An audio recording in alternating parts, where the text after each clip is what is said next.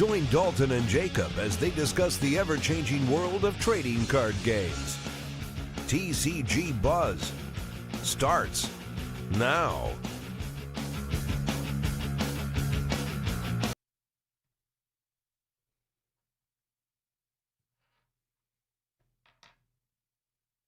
We done already? We ready for me to do this? Maybe. Is that what you're telling me? I was not informed with this information. What's up, Buzz Squad? It's your boy Dalton, back at it again with the ginger. How's it going? I'm doing pretty good, but I want to get right into this because someone here has a hard time out they have to leave by. Because what? Something like that. Something like that. Yeah. So before we get into talking about what we're talking about today, just a casual reminder for you guys, super chats are a thing. If you'd like to send us a super chat, help support us so we can get to more regionals and stuff to meet you guys, do that. And you can send us some memes or something in super chat and we'll read them off. Also, we have Patreon now. I think this is our first live stream we've done since we launched our Patreon. Something like that, yeah. Yeah. So those are the two big things.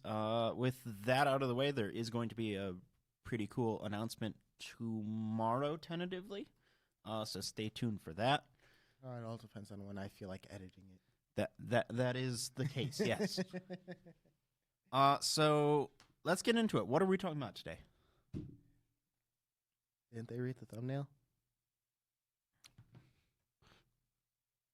Maybe. I can't read, so why don't you tell me? We've already discussed this. He's playing difficult, guys. What do I do? The ways Bushi screwed up throughout the years of Buddyfight. Yeah, to be clear, we're only talking about Buddyfight today, but Vanguard has some things like this we could talk about. Y-Shirts has some things to talk about, but Buddyfight is the game we know best, and particularly, both of us have been playing since the first season.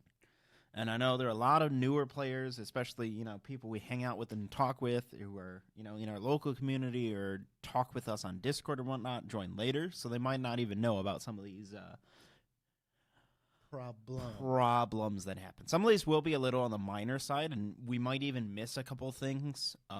So fair warning on both of those, but we're going to try our best to cover as many as we can.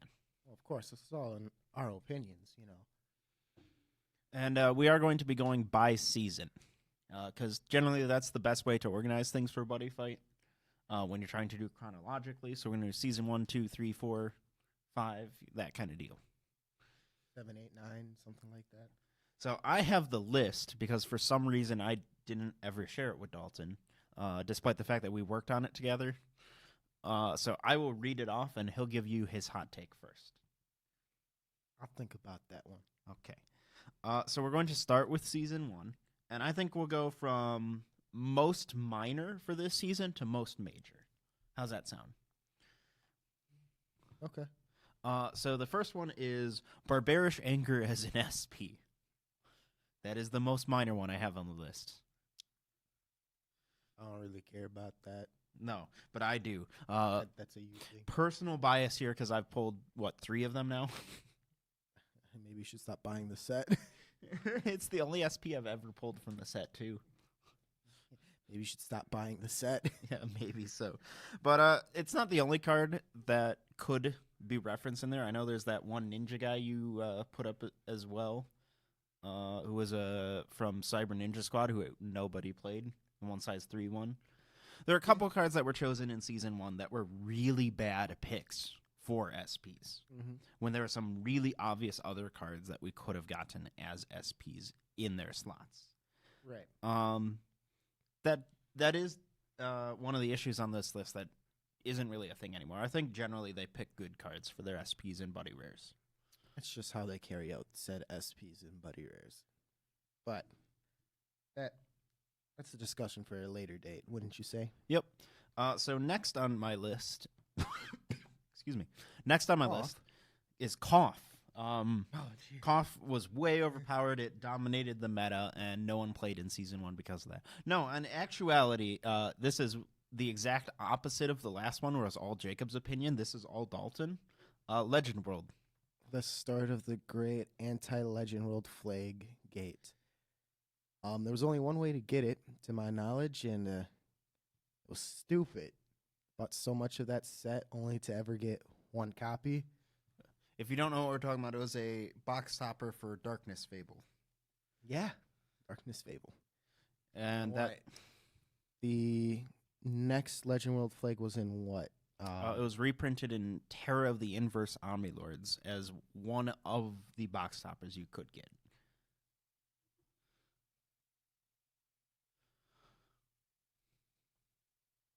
Oof. That's a long time to wait.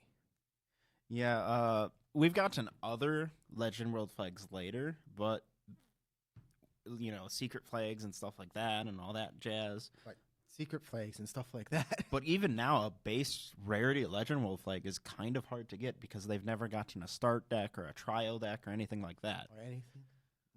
Well, at least here, because in Japan, they got 2 different special sets that came with them, but we never got either. We got them split up, which we'll get to in a moment. Yes, that's coming up with maybe other seasons and so forth. But that basically wraps up the Legend World Gate. What's next? Next is exactly what I was just referencing.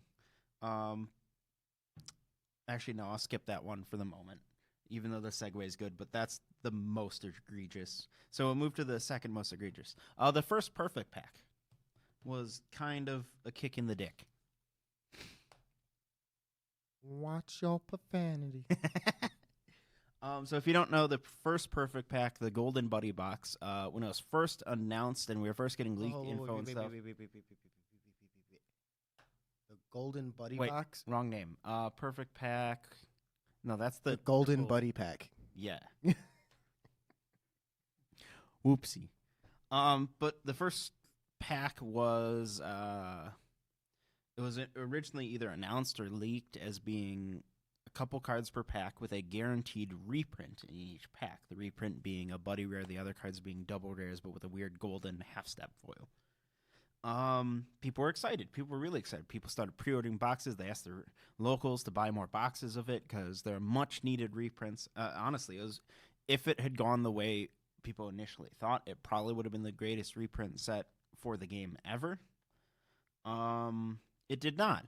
Rather than the first initial idea of the reprints being one per pack, their rarity turned out to be one every 2 to 3 boxes in a set that, especially at the time, had very little value outside of them. There were a couple cards that were good. All the wall. Boomerang was in there. All the Wall was in there. Ice Blade Australax saw play for a little bit. We can't talk about the Disturb Hand Dragon yet. The one Purgatory Knight. No, Disturb Hand Dragon, if you don't know, was totally not on the radar by anyone at the time. Even though I saw it, I'm like, that's a neat card. That's as far as it went. Yep. But yeah, like there was very little of actual value in the set, and the box was kind of expensive. It was what, 50, I want to say MSRP? $50, something like like that. But if you got one of the reprints, in a sense, which were buddy rares, you made your money back. But unless otherwise, it was Sylph. What's wrong with Sylph? She was like $5. What's wrong with Sylph? Guess something against Sylph, my guy? I will bring out the size 0 and hit you for 10 crit. Wow. You couldn't do that then in Season 1. Watch me. A time traveler. But yeah, no, but it was a problem because we ended up with not very many people buying into the set, which meant a lot of overstock, and a lot of people got hosed by buying boxes and getting absolutely nothing of value. And those reprints are now, some of them are rather sought after now because they're so hard to get. And, there's an alternate universe where they did give us one per pack. Even if the MSRP was a little higher, they cut it down to by a couple cards because we got 6 cards per pack. If they had cut it down, I'd be totally okay with it. And I think we would have had a much better supply going into the second season. Right. Fair enough. So what's next? Because I don't really have too much else to say on it. Number 1, the absolute biggest problem with the season. Lay it on me, man. Version E. And to be clear, God. This is a problem with 100 as well, but the problem started in this season. We got the first ever Special Series deck We do in English have a long-standing tradition of getting hosed on them. But this one was particularly egregious. So this deck was a dual deck between a new red dragon focus deck for Gao, which focused on Dragonic Return System, which was brand new at the time, and a deck for Curie, focusing on Asgard. And there were two really cool decks. They had some reprints, if I recall, but also some new cards and some alternate art cards, which I don't know if we ever got. I don't think we ever got the alternate art cards. For what cards got the alternate art? I don't remember. Someone fact check me on that. We did not get that.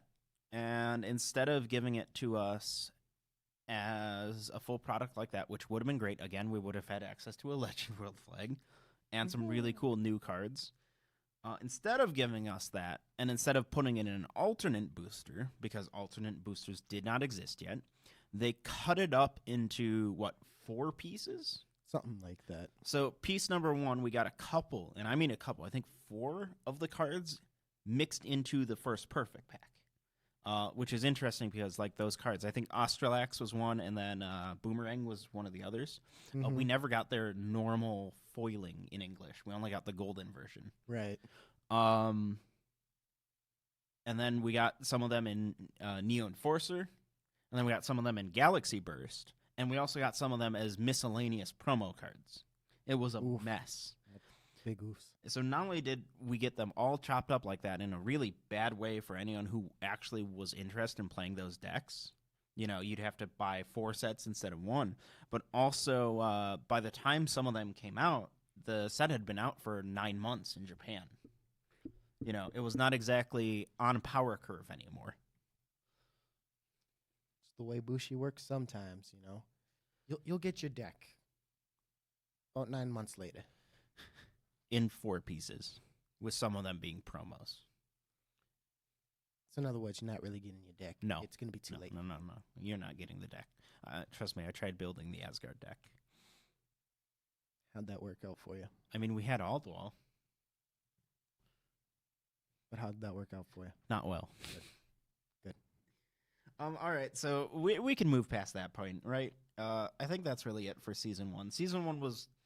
It's still too early for the game to have too many major screw-ups like that since it's just beginning.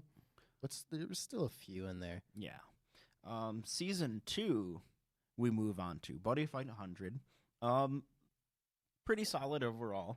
In fact, this list is not that bad. Should I go from worst incident to best or best to worst? Keep the same order we were going with? Mix it up. All right, why not? All right, we're going to go for most egregious first. Cancellation of the Buddyfight dub after being 20 or so episodes into the dub of the season already. Ah, yes. The thing that stopped me from watching the dub initially. Next thing I knew, I was like, oh, okay, whatever. I'll watch the sub. And never went back ever again. Not only did they cancel the dub, which really, really sucked, and was really a short-sighted decision. You know, they ended up reinstating it only a year and a half later, right? But they did it to cost at the time because, I mean, rumor has it at the time it was because of luck and logic, actually. But that's hearsay. Case? What? Was that the case? It's hearsay. I'm not sure. Okay. But they canceled it right at a big climactic point for the first half of the season, you know, with, oh my god, Tenbu's dead, spoilers. And then Gao lost and canceled. The anti-Dragon World Gao. Yes. Just like, I can't touch this deck no more. And not only did they do that, but they also canceled it with no warning. Mm-hmm. If you remember, it was like the week the episode was supposed to come out, they announced it was canceled. Something like that. Next thing I knew, I was like, oh, okay. Okay. It was bad. And other things, which we'll get to later, very much echoed the sentiment of that time. It was not pretty, and it really, really sucked. And I kind of wished when we had, you know, the dub of the anime, they would go back and, dub the episodes we missed. Because we missed, at least half of 100 and all of Triple D. Something like that. At least Yeah, I don't know. But then they never did go back to redub it all. We were just left in the dark with that. Or wasn't... No, what they ended up doing was going back and resubbing. That's what they ended up doing. Because I think so. some of the original episodes that were already dubbed were starting to get subs, and we're like, wait, what? It was kind of messy for the anime. But it also really is kind of tragic that it happened at one of the better seasons. You know, if we lost out half of Triple D's dub, I'd be like, okay.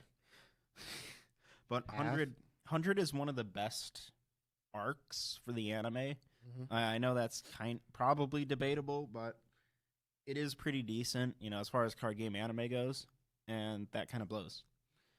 You know, besides Drum learning the word rescue. Speaking of which, can I throw that on as the next thing? Drum learning the word rescue and getting a new form. This is not on my list, but that was the cringiest thing Buddyifght has ever done. But you gotta admit, for such a dark or darker part of Buddyifght, that was probably the best part about it. You know, you laughed when you saw that. You're like, wait, did that really just happen right now? Did he just learn rescue and become Rescue Drum? Can't lie. Opens a dictionary, skims through it, gets 1,000 new forms. That's how you're supposed to do it. You learn stuff, kids. That's how you evolve. All right? It was a pro-reading message all along. Something like that. All right, so let's see, what else? Let's talk about secret packs for a moment. Because this what was wrong with the secret packs? You wouldn't know, would you? So secret packs were introduced in this season, and for the most part, I don't think there's a single person around who would argue that they're a bad thing. Secret packs are nice, you know? It gets you 4 or 5 of the main cards you'll need for a deck all in one pack together, usually with a nice foiling, and grouped together in one thing. Plus, it's just fun to open one, you know, and see all the shiny stuff. Sure, there are probably problems with, you know, weighing the packs, whatever, but you know, with Buddyify not being a very mainstream game, that's not a huge deal, you know? But the problem at the time, you young whippersnappers won't know this, but when Dalton, you got to put that out there. Shut up. Dalton wouldn't know that. When secret packs were introduced, they were not guaranteed per box. In fact, they were quite rare. What is it? I think it was 3 or 4 secret packs. I think it was 4 a case. That's probably because you'd get a play, not a buddy play set, but a play set of everything. Right. So you get. Let's go with 4. Someone can fact check that. You get 4 secret packs per case, so 1 in 4 boxes roughly. The consequence of this is Jacob never pulling anything he ever wanted. This is true, but it's not just Jacob himself being salty. It was really unhealthy at the time because the decks that got secret packs were always things really pushed and people were really excited to play. And because of that, they ended up expensive. Which, freaking crazy expensive. I guess in the long run, that was probably the right move. Because then the secondary market, I guess, kind of helps people if, say, they want to get out of a deck or something like that. But at the same time, certain archetypes didn't do so hot. Yeah, but, I mean, look at it. At the time, we calculated out how much it would cost to actually build a full Dragon Iron deck, which was semi-competitive at the time, right? And it was ludicrous how expensive it actually was. To the point where even when the cards got reprinted as like a promo pack thing. Jacob, yeah? I'm sorry, I'm going to have to stop you real quick. You know what you have done with this whole drum learning rescue? What?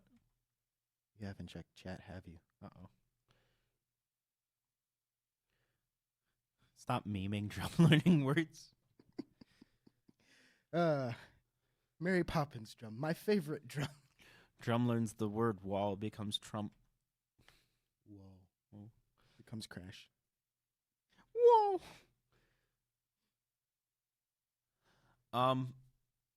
So the what is it? 4 secret packs we got that season. It was Dragon Iron, which was ludicrously expensive. 100 Demons, which were ludicrously expensive when they first came out. Oh, okay, yeah. But then had a sharp decline. Fifth Omnis, which were ludicrously expensive when they first came out. Oh! Speaking of which, Yeah. that's also when they introduced the alternate arts. Which were even more expensive. Hey, that's okay. We got all 4 copies of B. This is true. Ow. I just banged my elbow on the table. Maybe I'm trying to be a Fifth Omni and damage myself for, the benefit of a good quality stream. That really hurt. Please press F and... Anyway. I think they too busy with the whole I'm Mary Poppins, y'all. Oh, no. And then you had the Jackknife Aster pack. Oh, okay. All 4 of those, the pack itself was over $100. I think Yamageto had a B art too. Didn't he? Mm-hmm. Yeah. So all 4 of those were over $100 when they came out, and you absolutely needed 4 of them to be playing the deck competitively. So at minimum, not even counting the rest of your deck, you're looking at before Lost World became a thing.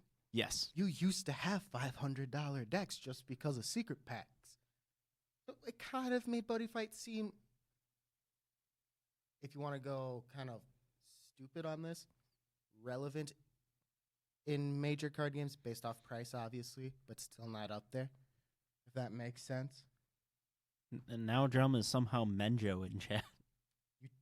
YouTuber Drum, man. How about that? So that was honestly a problem. 100 was a great season, but it was not budget friendly.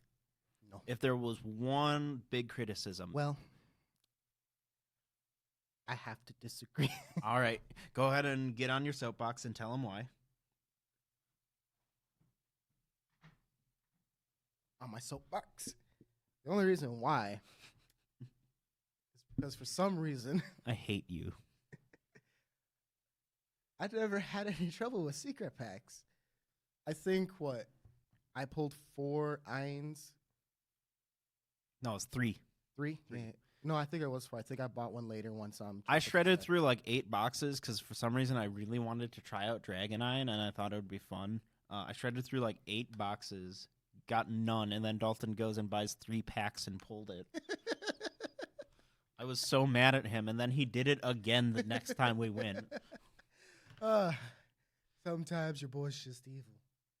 And then what? The 100 Demon one came out, did that easy, and then not only did you, I think hang on. Not only did you pull one for that one, for the 100, you pulled one, said I don't want this, sold it for like $120, and then bought a box with that money and pulled another one. And then what was next? Wanted to play Fifth Omnis, and I think this is where your luck changed.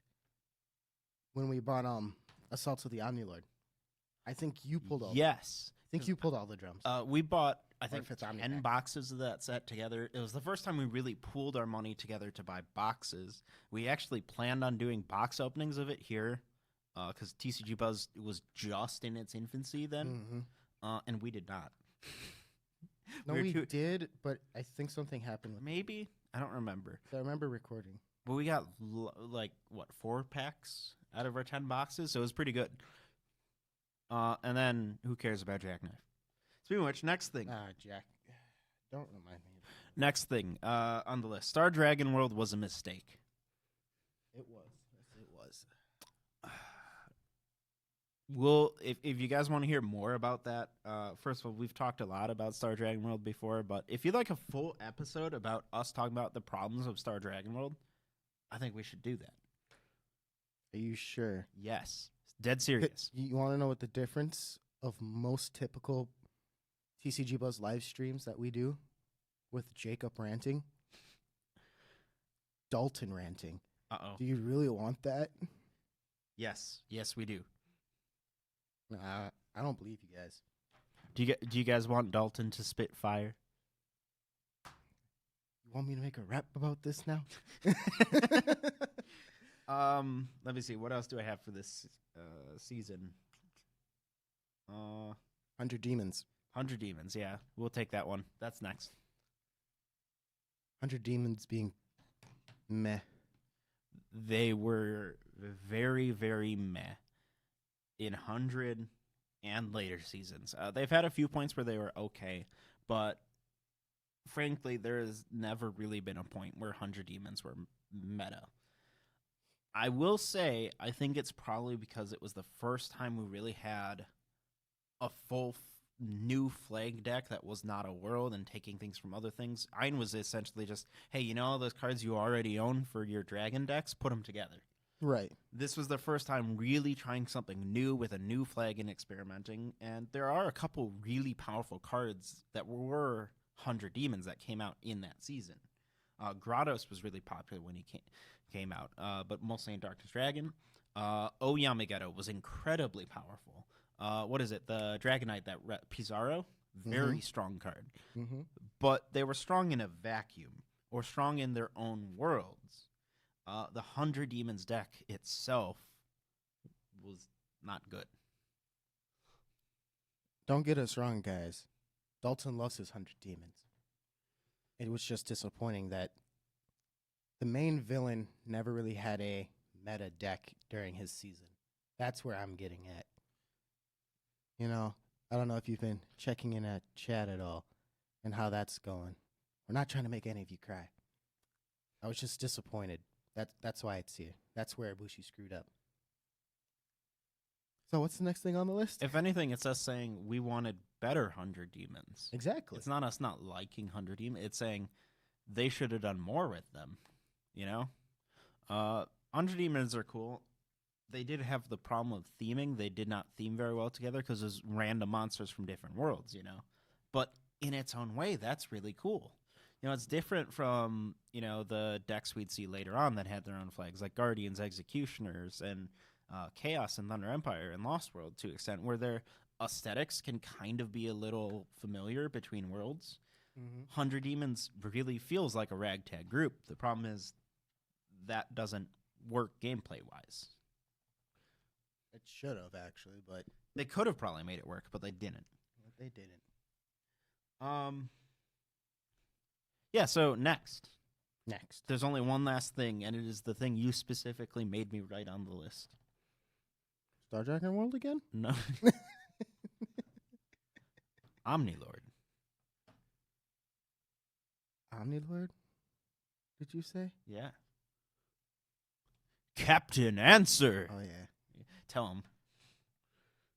I just think it's complete and utter BS that we finally learn who the 9th and final Omnilord is, just for him to be destroyed, quote unquote, and never get his Omnilord form and then get Morakura. Don't get me wrong, love Morakura. But where's my Captain Answer Omnilord, my guy? You feel me?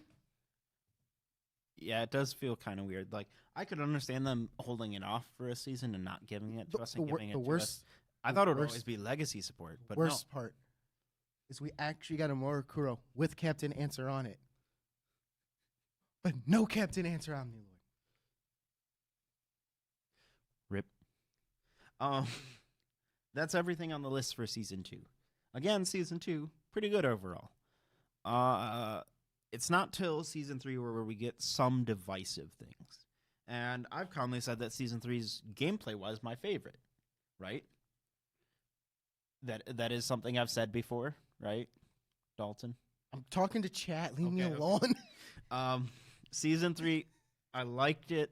It was good, but there were some pretty big problems. There was a Season 3 of Buddyfight? Yeah. I thought they just skipped to 4. I thought it was really weird.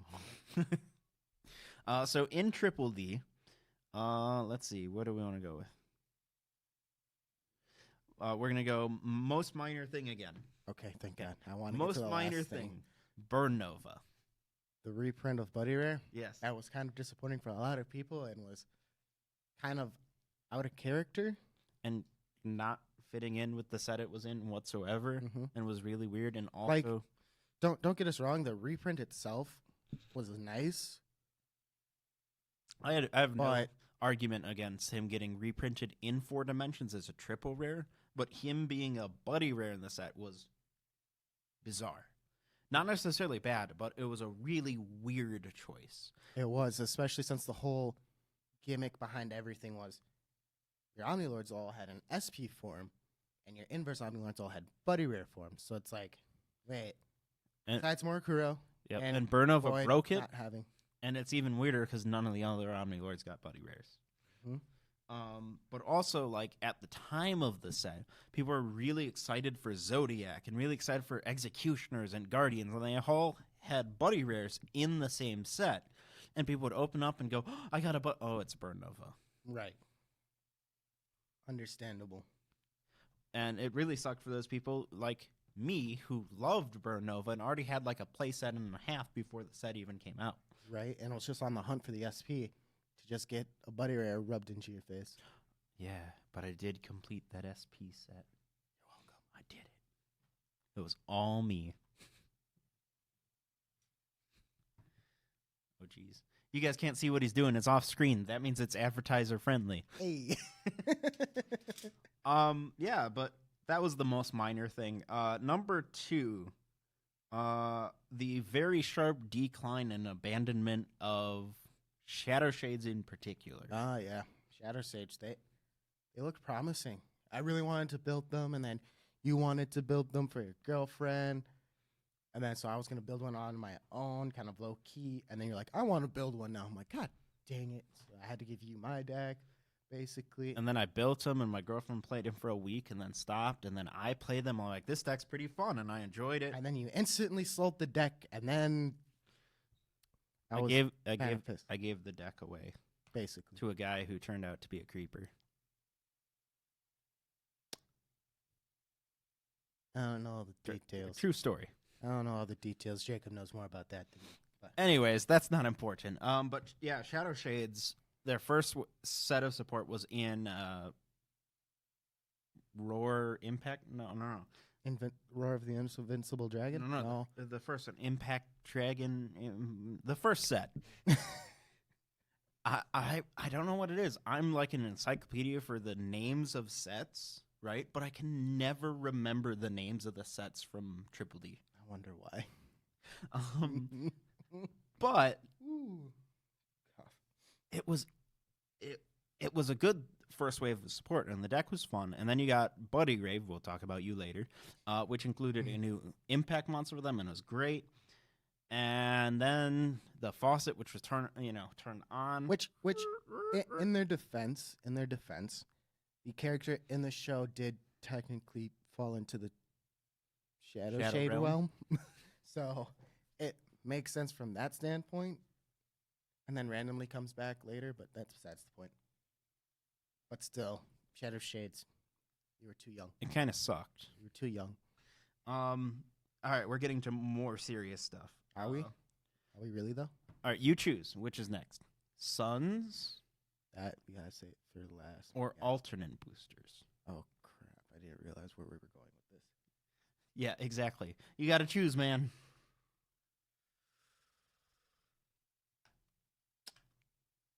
Let's go, Suns. All right, go. I can't swear. I'm sorry. Oh, okay. So this is another one of those things that's more a problem for Dalton, but a lot of other people were kind of annoyed by this at the time. In hindsight, I got you.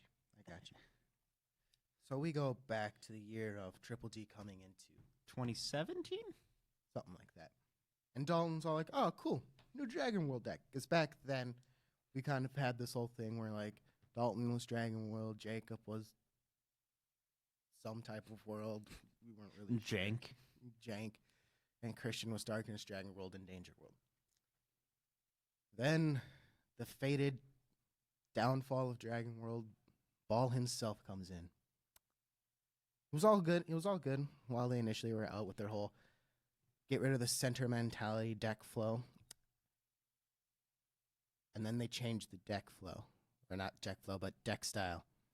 And then they did it again. And again. And again. And how many did we get it down to again? 7, was it? We did count different play styles for Sun Dragon within one season. We have 1, 2, 3, 4, 5, 6, 7 within one season. The problem's not Sundragon's aesthetically. The problem's not Sundragon's gameplay-wise. The problem's not power level. The problem's the fact that Bushiroad, for a while, could not decide what they wanted them to do and kept switching it up. So someone would build a Sundragon deck of one playstyle, and then, oops, your deck's not supported anymore. Oh, I can read. Let's see. What does it... Wait, that's weird. Yours looks totally... Oh, never mind. Because your filter on your screen. I'm like, why is yours green and mine blue? That blue light filter. Why do Sundurgs have so much ADHD? That's a great question. Let's get them some meds. You know, it might have to do something with their boss card kind of always saying his name at the end of all of his sentences, but you know. Oh my gosh, was Ball autistic?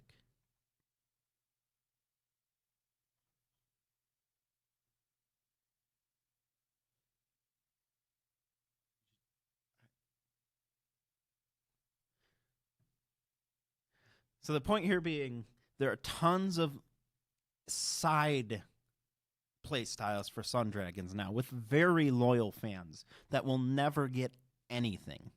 In fact, there's some of them ranting in chat right now. And it sucks. Right, Dalton? Really thinking about it, you would think that Ball's just a baby until you realize that Ball's at least 3,000 years old. Just kind of... Oh, geez, no. Reincarnating. So I'm sorry, Master Wolf 3. You're actually wrong on your baby statement. Maybe it's a Goku situation where, like, he hit on his head. Yes, Ball is Goku. Confirmed. There we go. It solves everything. Someone Photoshop that. There we go. We figured it out. Ball is Goku.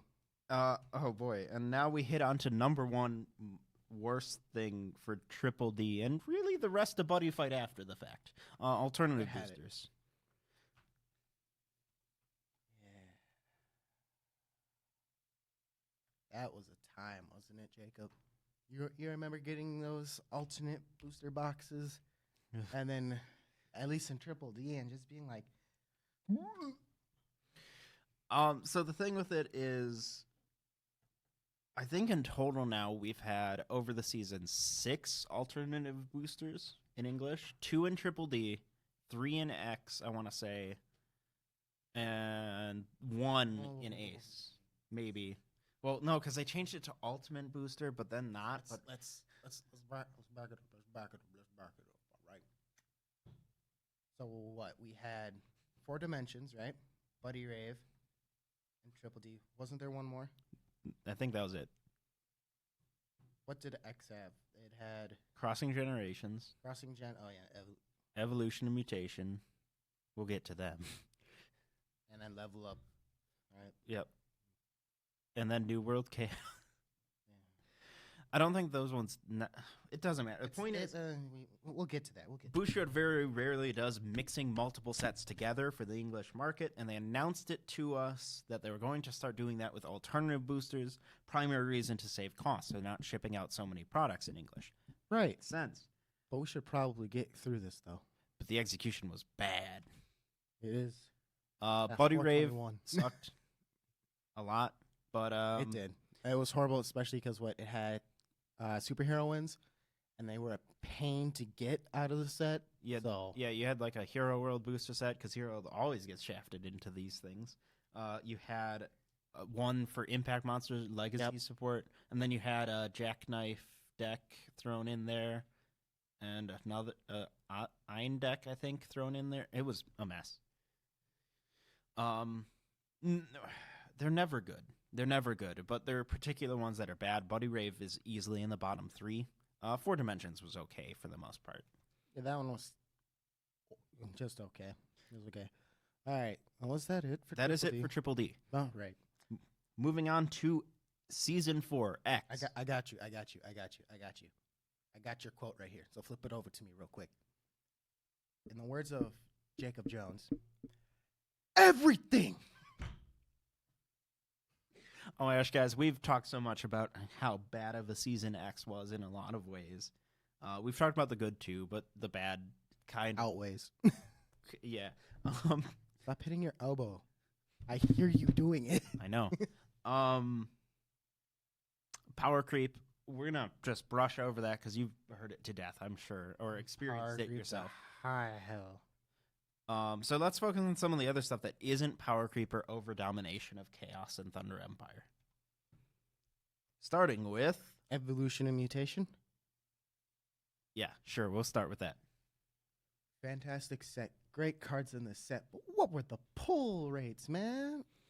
I think they even increased the pull rates, like giving you extra double rares or something, or dropped rarity. They did some shenanigans to it, and it was still a disaster.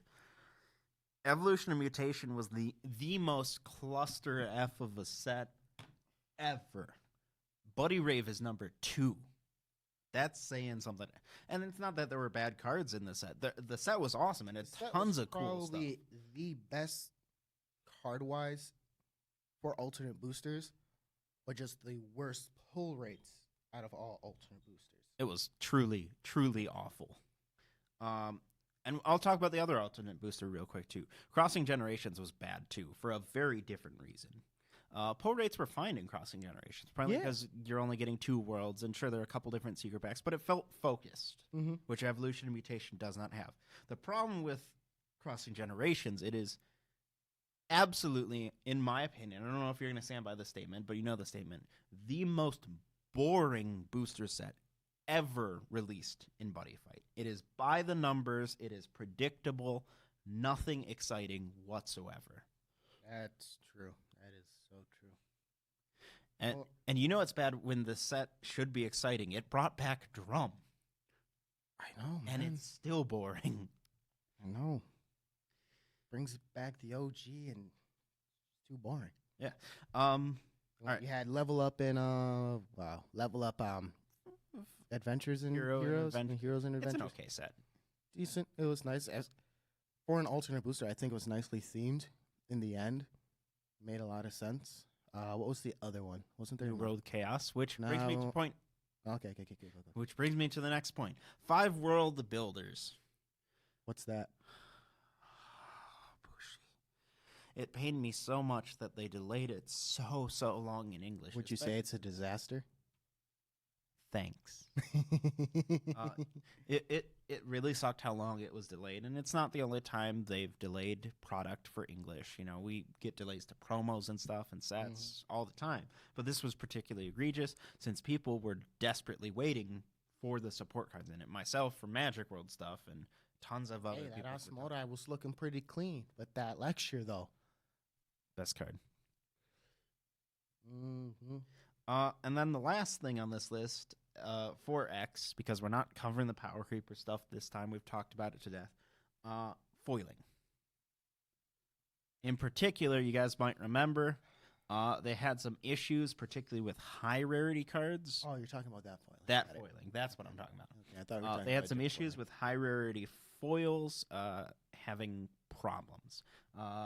There was a huge list of ones that they'd, like, if you brought them to events, you could exchange them for new copies with better foiling technique and stuff like that. It was a mess. And especially since they ended up cutting into 2 parts, because it was first, like, the Gear God SP on his own, and then they had, like, a bunch of others later on. So, like, and you had to go to a regionals event to get your exchange, and there was very little communication on where you could go to do those or when it would happen, all that stuff. It was kind of a mess. What was even worse was, like, some of them were really bad. The Gear God from the dual deck was one of the worst examples. You remember how hard it was to read its name? I don't care about that. No, but it was a problem. You know, especially an egregious problem because these were all high rarity cards. You know, the type of cards that devoted Buddyfight players would buy. So it sucked. You know. Any comments on that? I don't know. I didn't have to worry about it. I didn't really care for the cards I gave them either to you or somebody else in the group. Yeah, so that's it for X. Besides the obvious stuff, which we're not talking about. We're also kind of lumped X2 into that. Really don't have much to say about X2, besides the fact that who asked for this, and it was really bad timing. Because people were just sick of everything in it and wanted something new, which we did get a few months later. All right, what's next? Brings us to Season 6, which is Ace, or 5. It's 5 or 6, depending on if you count X2. 5. It's 5. You should count X2 separately, but hey. I go by the official website and how they have all their products listed. Ace, we only had 2 things, believe it or not. Thing number 1 is scarcity / the secondary market. Buddyifght Ace has not been kind to players' wallets, particularly because certain booster sets have been low print runs, or certain cards have been much needed staples, or crazy shenanigans like that. And the entire concept of Lost World. All of this raises the price of the game. And also recently we've been seeing a lot of buyouts of cards. Particularly True Awakening of Deities got hit really hard with people buying out cards. There's no reason whatsoever a sync should be $35 a copy. Yeah.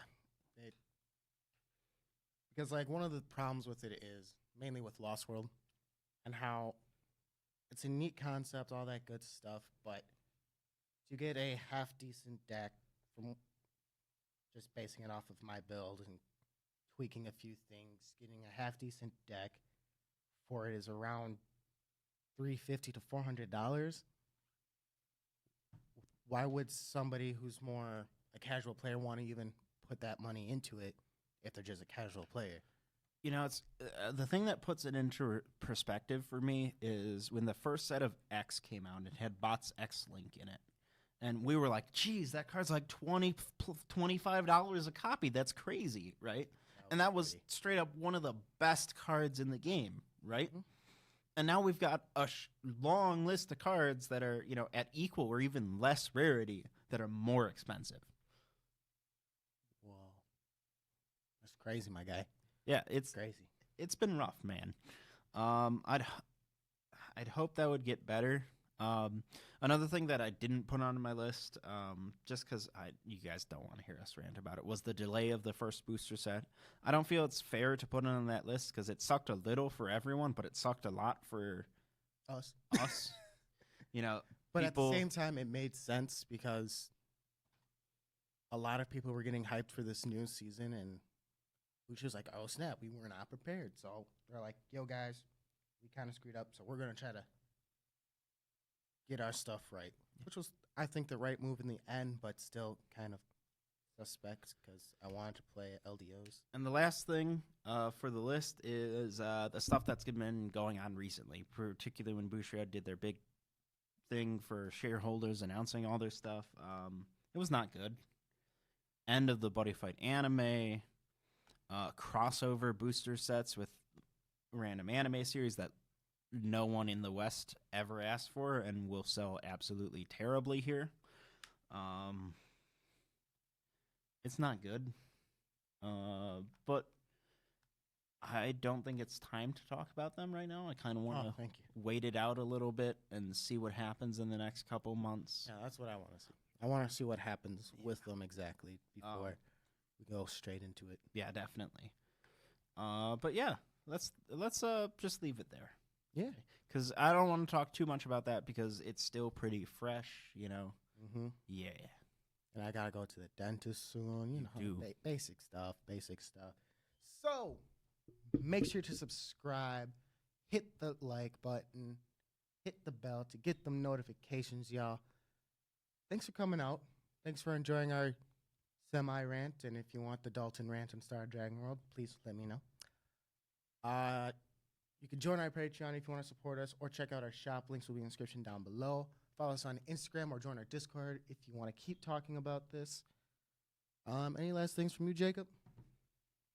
Yeah, stay tuned for tomorrow. If Dalton's being a good editor, he'll have a video out for you guys tomorrow that will have some cool news. Nah, I'm sorry. I'm going to be too hungover after my birthday. Uh-oh.